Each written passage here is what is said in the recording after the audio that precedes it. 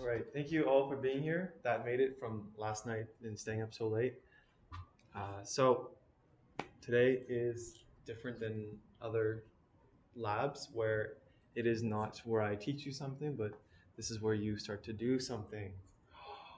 Right after the busyness of yesterday, I know. Isn't the great timing? So this is tutorial 5, lab assignment 1, and this will be making an arm rig, part 1. So what is that about? What are we doing for this? So we're using the cumulative knowledge from labs 1 to 4, and all the content from those are online as well, so you can go back and rehearse yourself for this assignment. And so this is our first lab assignment starting today, right now. The goal is to apply the knowledge we have learned in the labs so far through a simple FK rig.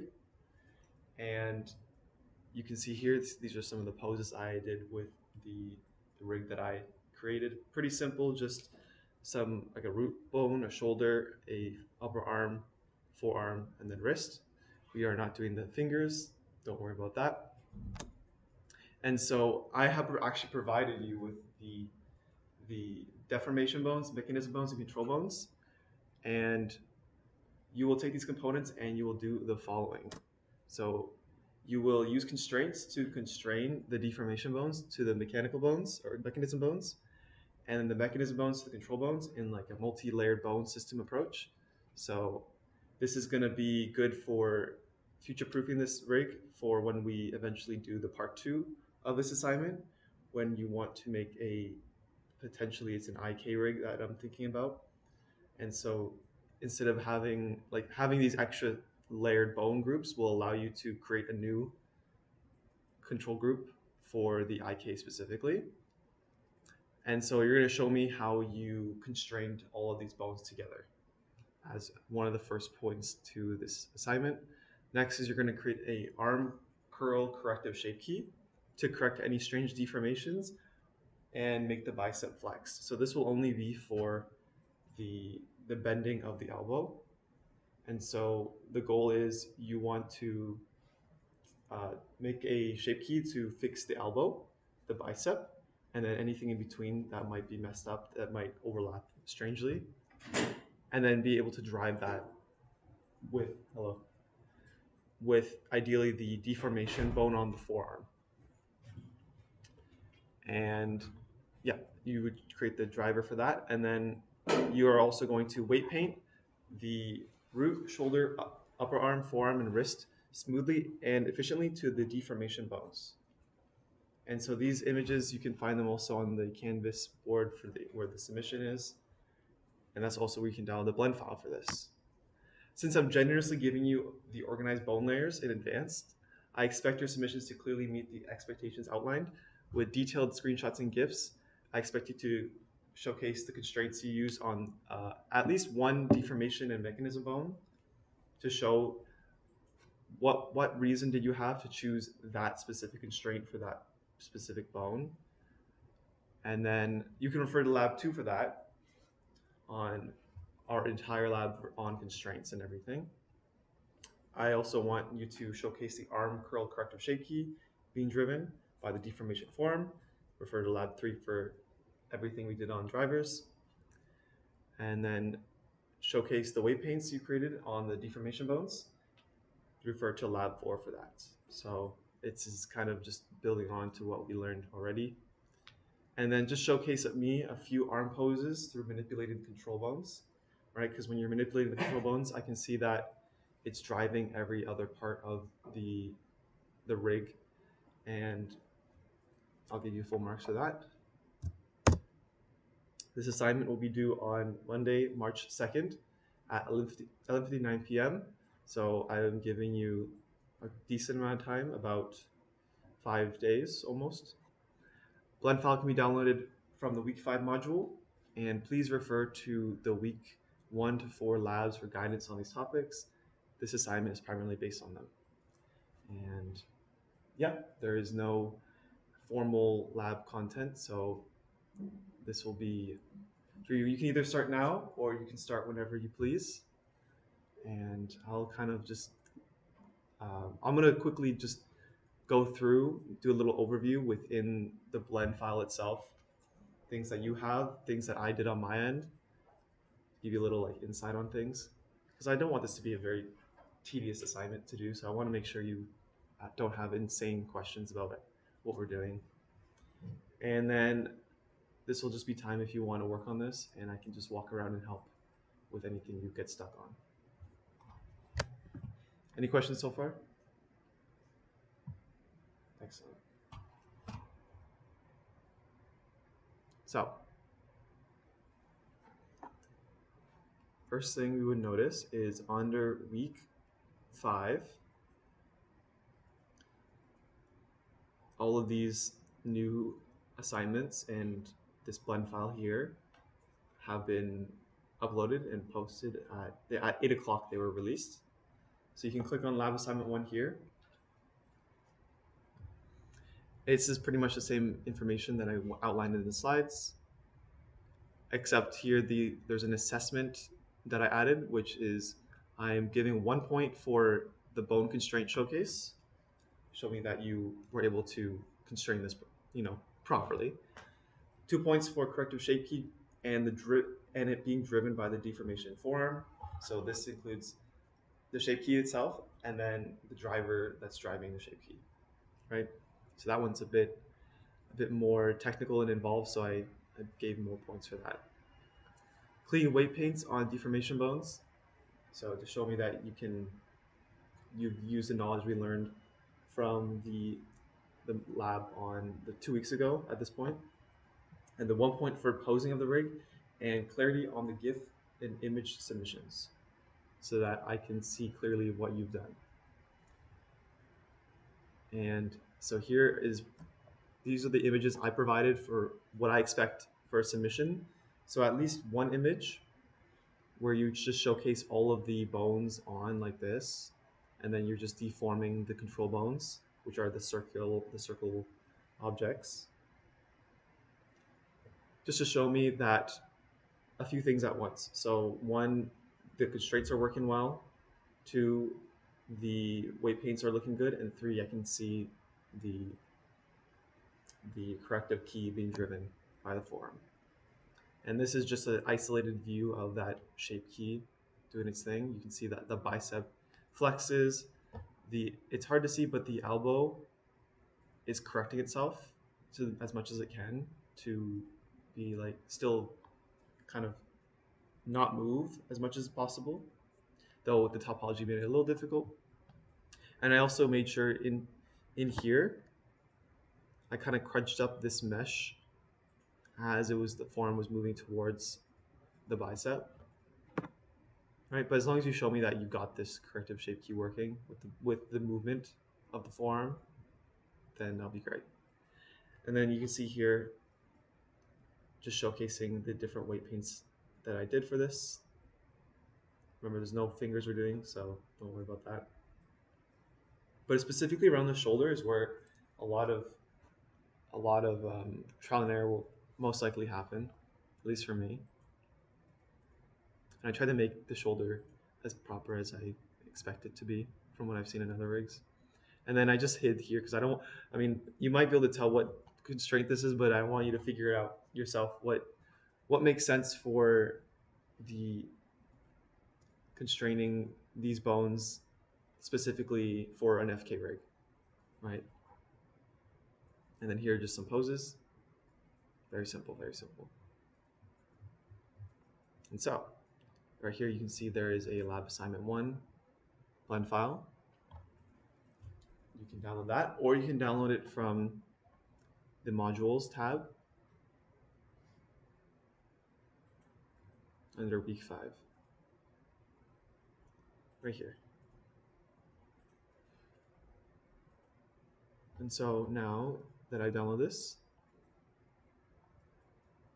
I can open it in Blender.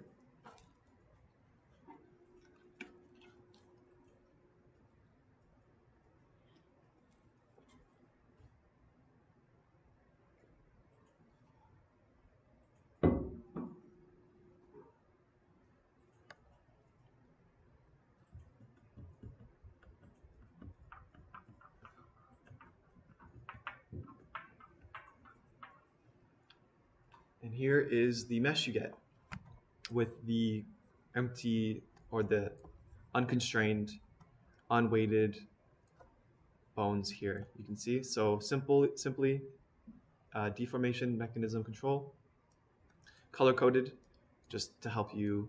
And also, I changed the objects for the bones as well, just so it's easier. I had a very annoying time trying to select one bone, select another bone that's right on top of the other to add constraint to it. It's really annoying. So I just made sure to separate it visually, right? And so you'll see right away, if I just try to rotate the control bone specifically, they only since they're in a hierarchy, they rotate each other, but not anything else, right? Same with the mechanism bones, right? Nothing. And so all of this is ready for you to attach to the mesh and start working on making this arm move properly. And yeah.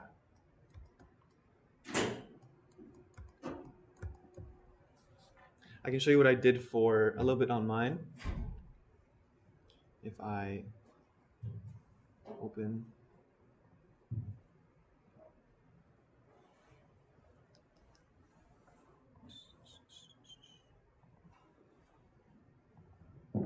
so this one is what I worked on when I was making this assignment.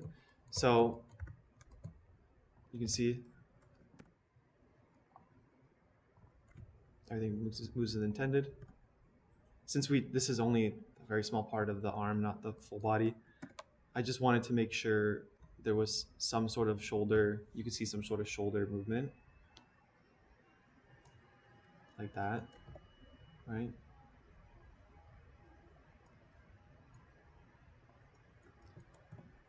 And then we got our corrective shape key doing its thing. If I click on the actual mesh itself, you can see I just made one shape key, elbow bent, and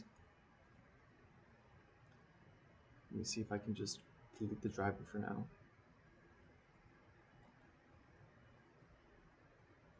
You see it just moves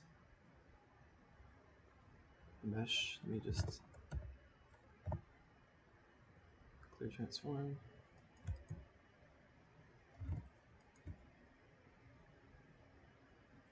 So here's a little hint as to what kind of happens for an elbow when you're making a corrective shape key for it. So, I mean, the bicep's pretty straightforward. You just extrude a little bulb on value 1. But then for the actual elbow itself here, it's kind of strange. You have to scrunch up the mesh near the elbow kind of into itself, and then the part within that gets kind of occluded has to kind of stretch out a bit, right? And it might be annoying to, it doesn't make sense to necessarily create the corrective shape key like this with the arm just straight out, right? And so that's why when you are making it, you bend the arm first to wherever you want the maximum to be, right? And so if I made, let's say this is my new one.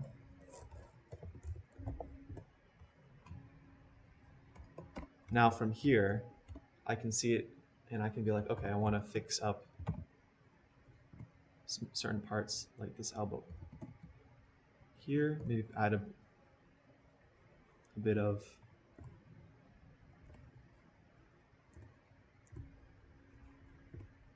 proportional editing, right?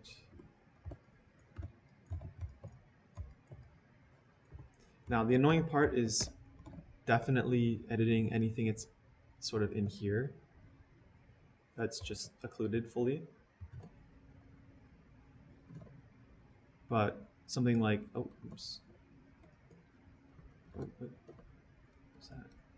Oh, this is mine. Something like the actual biceps easy. You just grab some, proportionally edit it out.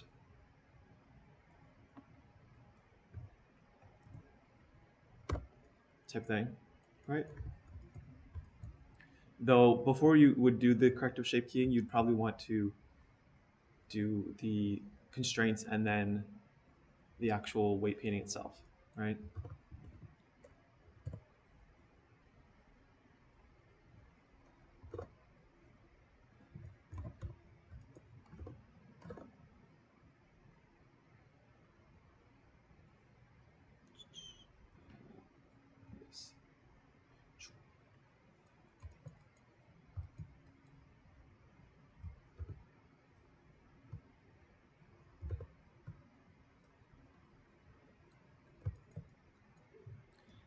And so when you're going through the process of thinking, okay, how can I constrain this rig in a way that makes sense to me?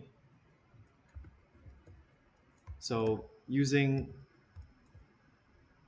our knowledge of what we're going to use each part for, the root here, we can see it's something that we'd probably want to change its location of, as well as its rotation, and maybe its scale. And so that would be, and we would want to reflect that on these different bones here. We want to affect their rotation, scale, location.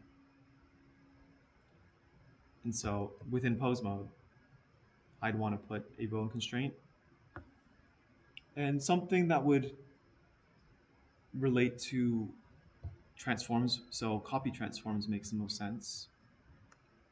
And I can select the armature and then select the bone. Since right now I'm editing or adding a constraint to the deformation bone, I'd want to constrain it to the mechanism bone, right? Which is the median between the control and the actual deformed bones. And since this is an FK rig, it's a bit more straightforward. They're all just kind of the exact same relationship to each other. It's just like almost like a parent-child relationship. But now you can see if I move this mechanism bone, it moves the rest of that chain, but not control yet. And same if I rotate any of these other bones. But then from here, I can then add a constraint, copy transform, armature, control. You see, now it's just doing that, right?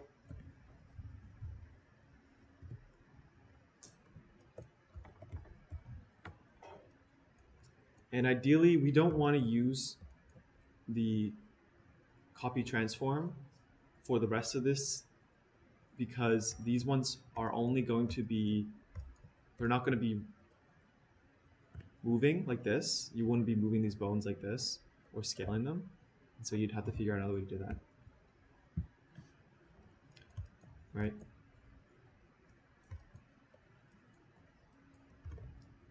And remember that, real quick, for skinning the mesh, we want to select the bones first, or the mesh first, and then the bones second. Control P. Ideally, you want to do empty groups so that you have much more customization over the weights you make, right?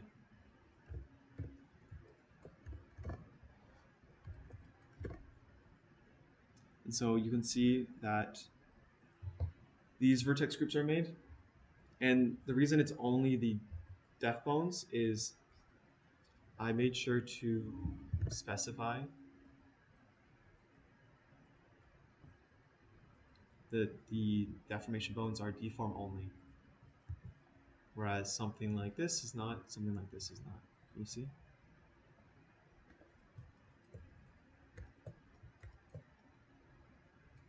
And so now we can just select the mesh or select the armature, then mesh, weight paint mode, and then from here, that's when we start adding our weights, right?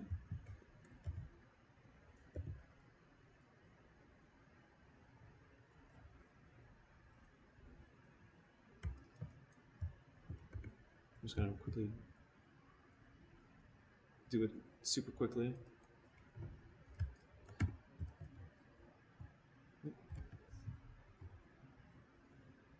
I probably usually select the mesh itself, but I'm not doing that. I'm just gonna quickly drag in.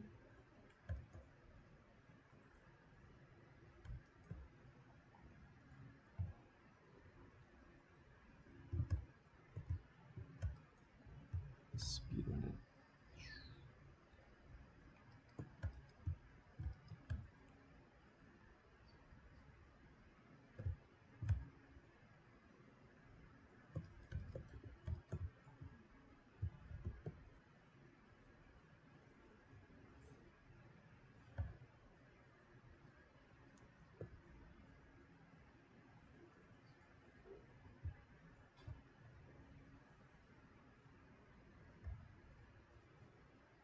Oh, all right. Now we can test it. Good enough for now. Just quickly showing that it's doing its thing.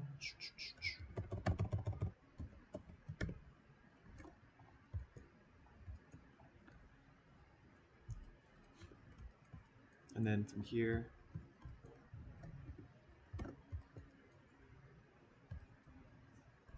maybe I'll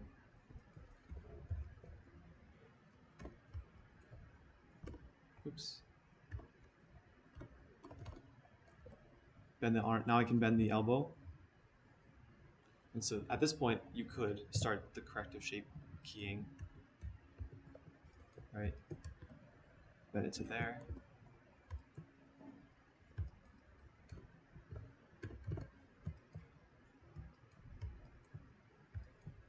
And then shape keys, basis, elbow.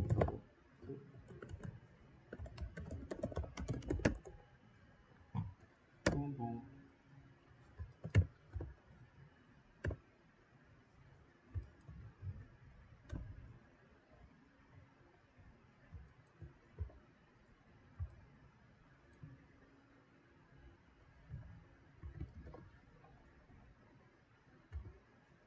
And then if you want, here's a little helpful tip. If you're trying to edit the shape key, but it keeps setting, when you go into edit mode, it keeps setting the arm straight, normal again. If you go in modifiers, you can turn on display modifier in edit mode. And either you can leave it like this, or you can then change it to on cage. And so this enables you to edit the mesh while it's deformed.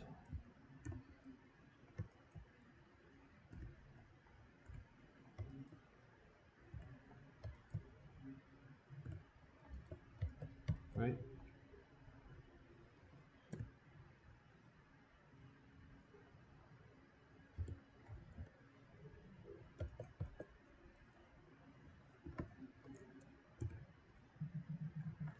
And then this part, I always don't like doing this inner part, but maybe I'll try to turn back off that mesh for now. And then as I mentioned earlier, see up here, we want this sort of crossing over pattern. And then over here, we want this sort of stretching out of the inner part of the forearm and elbow. See?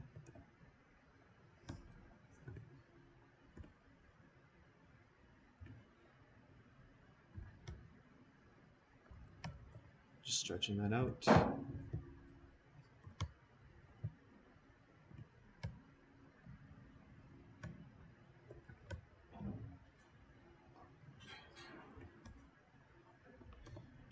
Right, and so that's already getting a better result, you see, I want to maybe move this part out a little bit, so I can do that.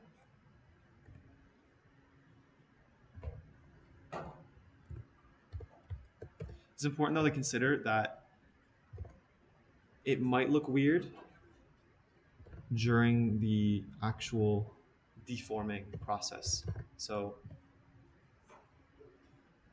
now that we have a rough shape key here we can use, setting up the driver is can be a bit tedious, but we'll do this.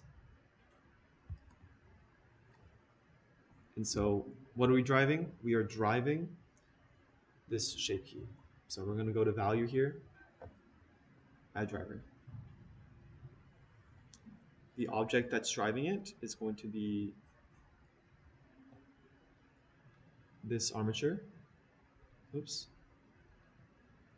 I did leave the driver window tab at the bottom of your screen. You'll see it.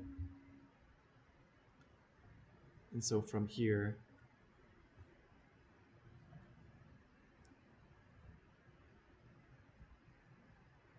we can add deformation forearm. That's the one. And if you click, so right now you might not see anything. You're like, where's the tab on this side? You'd have to click on the actual value elbow bend to see it all, right? And ideally we would want to set it to maybe local space. And it's going to be, so if we check our bones here,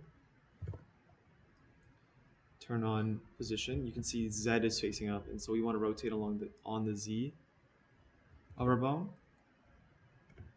So we set our driver to Z rotation, right?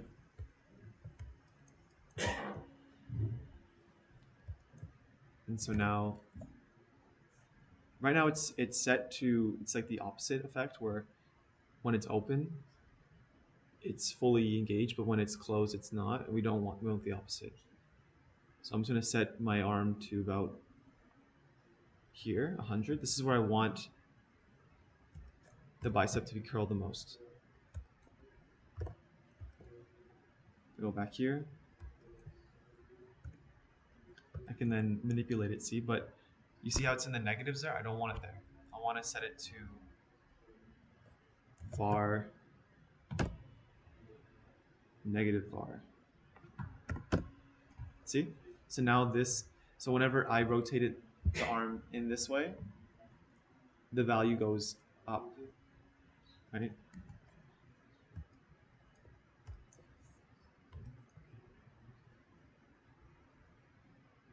So if you recall, anything on the x-axis is the driver value itself, whatever the driver is. The driven is on the y, right? So we want ideally this intersection point to be around here, right? So we can move that, you see? You see how it stops once it goes beyond that point of 1. So I'm just going to set it around there. And then I can rotate this point close to 0. If anything, I can just go back to F curve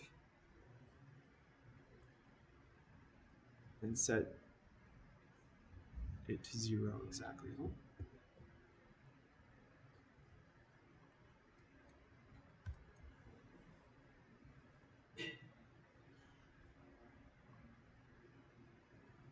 Set this to 0.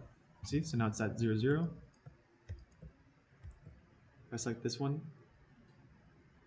set this value to 1, and then I can just move it along the x-axis until it kind of matches perfectly, right? With rotation values, it's going to always be like this interesting number here. So 100 degrees reflects as negative 1.746. But now you can see that as I rotate this, the driver engages.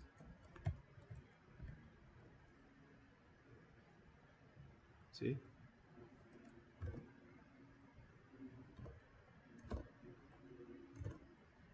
So that's all the hints I'll give for now. I'm just gonna leave this, and I will let you all start working on this. Ideally it shouldn't take you until next Monday at all, but that's the time in case you need to research and look back on the lab, the past lab activities, in case you missed those or in case you need a refresher. And that should be it for now.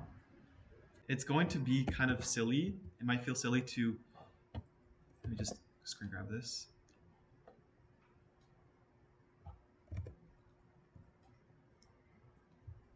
You're thinking, okay, so this is the deformation bone. Am I going to constrain this to then this bone right here, and then constrain that to this bone right here? That just makes no sense. Why can't I just do it straight from the deform to the control? Right? That's all I want you to do is just You double constrain. You double constrain it, exactly. Okay. Yeah, it's pretty much, right? Yeah, because well, I think the reason it seems weird is because an FK rig doesn't have any interesting like mechanism functionality. Yeah, there are literally just three identical bones overlapping each other. Right, but here's the thing though. Once we get into the part two, there's going to be a second control rig that you are going to have to figure out to make, and then let's say this is the, or actually let's do a better example. So we have the pull vector here, right? You have your IK control here, and then another IK control here for the shoulder. And so those are the control bones, but then the mechanism bones are going to be those forward kinematic bones that are doing their thing, or those IK bones that are doing their thing, right?